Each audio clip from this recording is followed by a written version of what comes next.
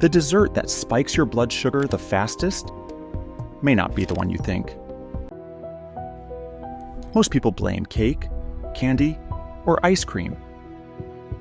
But the real trap is often something that looks healthy, light, or even sugar-free. And that is where many people with type 2 diabetes get caught. Today I'll show you 5 better desserts for blood sugar and 3 dessert traps I would be very careful with. But stay until the end, as I'll give you one simple label rule that can help you spot the mistake in about 10 seconds. Hi, I'm Alex, and no, this video is not about banning dessert. It's about knowing which desserts work with your blood sugar and which ones work against it. Let's be honest. When you have type 2 diabetes, dessert can feel confusing. You want something sweet after dinner.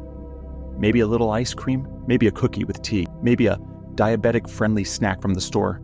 But here's the part most people miss. The question is not only, does this have sugar? The better question is, what is this dessert made of? Because for blood sugar, total carbohydrates matter. The American Diabetes Association explains that total carbohydrate on a nutrition facts label includes sugar, starch, and fiber. So 2 desserts can both taste sweet, but one may have protein, fiber, and a smaller portion. The other may have sugar, refined flour, syrup, and almost no fiber. Your mouth may call both dessert, but your blood sugar may not treat them the same. This is where many people get it wrong. They look at one word on the package: sugar-free, low-fat, natural, made with fruit, and they relax too early. But those words do not automatically mean blood sugar friendly. A sugar-free cookie can still have flour. A low-fat frozen dessert can still have a lot of carbs. A fruit smoothie can still act like a dessert drink if it has juice, sweet yogurt, and honey. Now this is important. The CDC explains that sugars and starches raise blood sugar, while fiber does not raise it in the same way. So the real question is not just, is it sweet? The real question is, does this dessert have anything that slows the sugar down? The first better dessert is plain Greek yogurt with berries, not vanilla yogurt, not strawberry yogurt with syrup at the bottom, plain Greek yogurt. Then add a small handful of berries, cinnamon, and maybe 1 tablespoon of chia seeds or chopped walnuts. Why does this work better? Because now dessert is not just sugar. You have protein from the yogurt, fiber from the berries or chia, and healthy fat from the walnuts. That combination matters because the CDC notes that eating carbs with protein, fat, or fiber can slow how quickly blood sugar rises. Here's the simple example. A sweet fruit yogurt cup may look healthy, but plain Greek yogurt with blueberries and chia is built very differently. The takeaway: start plain, add sweetness yourself, control the portion. The second better dessert is chia seed pudding. This one is useful because it feels creamy, almost like pudding, but the base is fiber. You can make it with chia seeds, unsweetened milk, vanilla, cinnamon, and a few berries on top. But this is where the real issue begins. Traditional pudding is often built around sugar and starch. Chia pudding is built around fiber first, and fiber is very important for blood sugar control.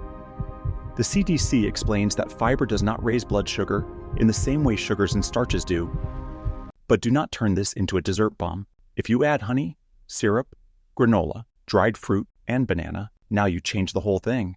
The takeaway: chia pudding works when it stays simple. Fiber first, sweetness second. The third better dessert is dark chocolate with nuts. Not a candy bar, not chocolate cake, not chocolate with caramel inside. I mean 1 or 2 small squares of dark chocolate with almonds, walnuts, or pistachios.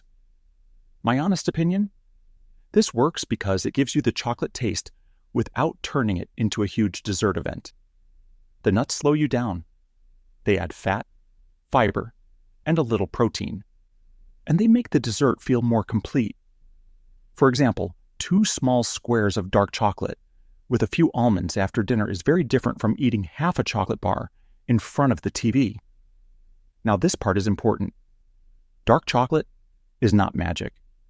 If you eat too much, it is still too much. The takeaway: if you want chocolate, pair it, portion it, and stop early. The fourth better dessert is baked apple with cinnamon and walnuts. Notice what I did not say. I did not say apple pie. A small baked apple gives you natural sweetness and some fiber. But apple pie adds crust, refined flour, sugar, butter, and usually a much bigger portion. Harvard Health explains that the glycemic index measures how much a food boosts blood sugar and lists cakes, donuts, croissants, and other refined foods among high glycemic choices. This is where many people get it wrong. They say, it has apples, so it must be okay. But your body does not only see the apple, it also sees the crust, the sugar, the syrup, the serving size. A smarter version is simple. Half a large apple or one small apple, cinnamon, a few walnuts, maybe a spoon of plain Greek yogurt. The takeaway: whole fruit can help. Fruit plus crust plus syrup becomes a different blood sugar story. The fifth better dessert is cocoa cottage cheese or ricotta bowl. I know it sounds strange, but stay with me. Take cottage cheese or ricotta. Add unsweetened cocoa powder, cinnamon, vanilla, and a few berries. Blend it if you want it smooth. Now you have something creamy, chocolatey, and much higher in protein than most desserts. And this is the point. A better dessert should not be naked sugar. It should have structure, protein, fiber, a controlled portion, less added sugar. For example, compare a small cocoa ricotta bowl with 2 cookies. The cookies taste good fast, but they often make you want more. The cocoa bowl gives you a dessert feeling, but it has more structure behind it. The takeaway: a smart dessert should satisfy the craving without pushing you into another craving 5 minutes later. Now let's talk about the 3 worst dessert traps. And the first one is milkshakes and sweet dessert drinks. This includes milkshakes, sweet coffee drinks, dessert smoothies, and blended drinks with syrup, whipped cream, or ice cream. The dangerous part is this: you can drink a lot of sugar very fast. No chewing, little fiber, large portion, fast delivery. The CDC gives a simple example. Drinking fruit juice can raise blood sugar faster than eating whole fruit. That same idea applies to many sweet dessert drinks. The takeaway: if you have type 2 diabetes, be very careful with desserts you drink through a straw. The second trap is big bakery desserts. Cake, donuts, pastries, large muffins, pie with crust. Now, one bite at a birthday party is not the problem. The problem is making these foods a normal habit.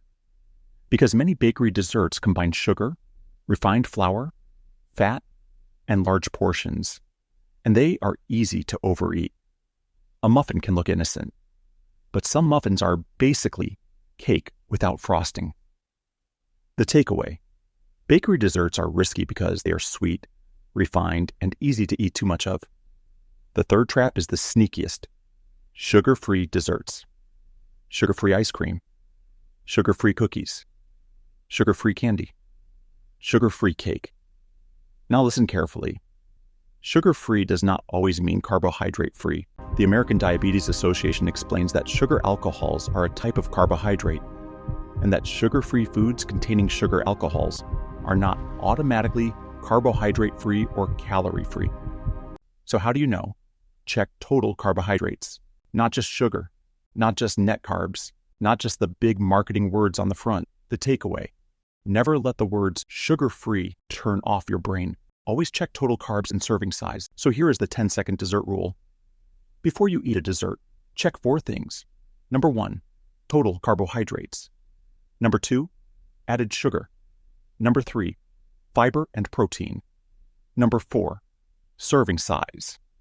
The FDA requires added sugars to appear on the nutrition facts label so people can make more informed choices. And the CDC says people with diabetes can still have dessert, but too many carbohydrates from sugary and starchy foods can spike blood sugar and make diabetes harder to manage. So dessert is not forbidden, but dessert needs a plan. Now, I want to ask you something. Which dessert is hardest for you to control? Ice cream, Cookies? Cake? Sweet coffee drinks? Or something else? Write it in the comments. And if you check your blood sugar after dessert, tell us which food surprised you the most. Your answer may help someone else watching this video. Here is the simple message. A better dessert usually has protein, fiber, a smaller portion, and less added sugar. A worse dessert usually has liquid sugar, refined flour, large portions, and a label that makes you feel safer than you should. So before your next dessert, ask one question. Is this built to slow blood sugar down or push it up fast? Because with type 2 diabetes, the goal is not to never enjoy food again. The goal is to enjoy food without letting one dessert control the rest of your day,